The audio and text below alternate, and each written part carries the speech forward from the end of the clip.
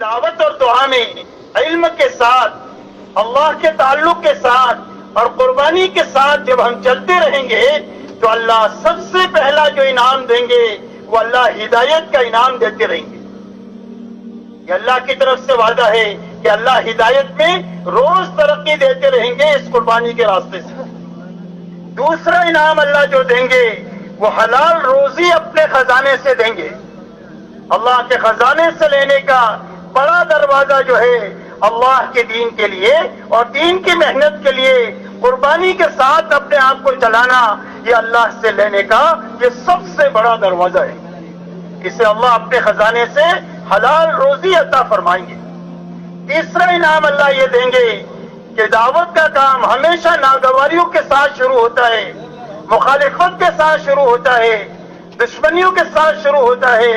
اللہ سارے حالات کو بدل کر اللہ عافیت کے حالات پیدا فرما دیں گے، اور ایسے عافیت کے حالات پیدا فرما دیں گے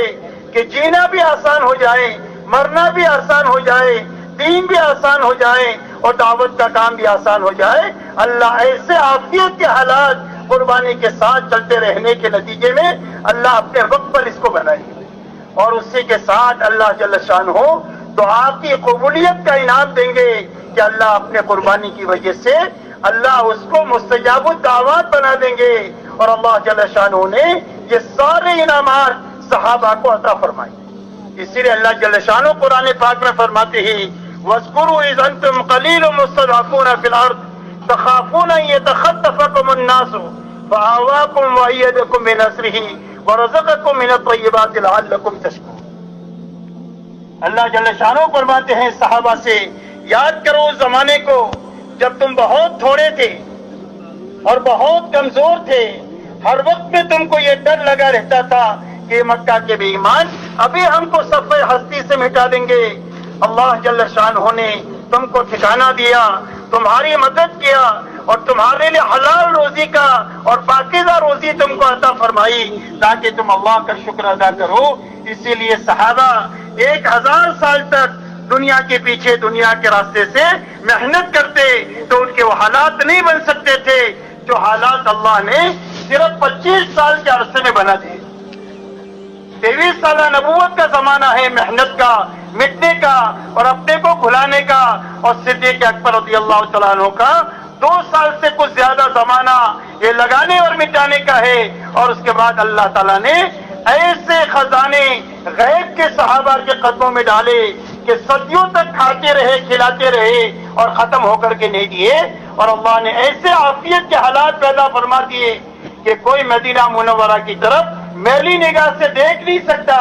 اگر میلی نگاہ ڈالے گا تو آنکھ پھوڑ دی جائے گی، اور اگر پیر لمبے کرے گا اس کے پیر توڑ دیے جائیں گے، اور ہاتھ لمبا کرے گا مدینہ منورہ کی طرف تو ہاتھ کاٹ دیا جائے گا۔ اللہ نے ایسے عافیت کے حالات پیدا فرما دیے۔ ہمارے ایسا نہیں ہے کہ کوئی کام اچھا کرے گا تو اس کو کوئی انعام ملے گا،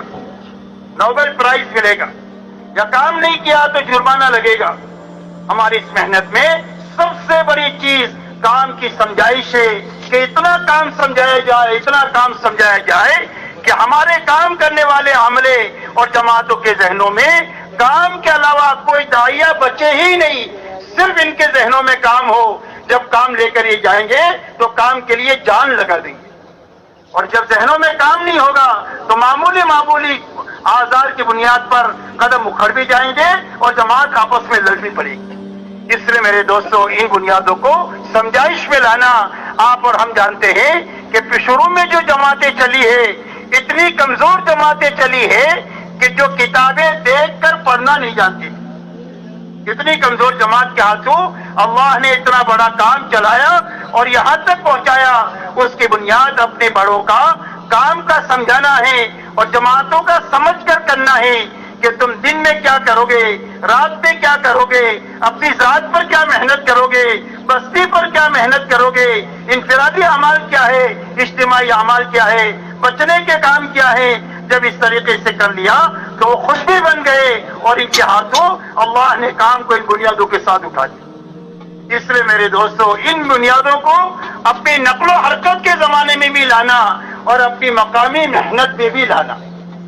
ہماری مقامی محنت کی یہی بنیادیں ہیں اور ہماری نقل و حرکت کی بھی یہی بنیادیں ہیں۔ فرق اتنا ہے کہ نکلنے کے زمانے میں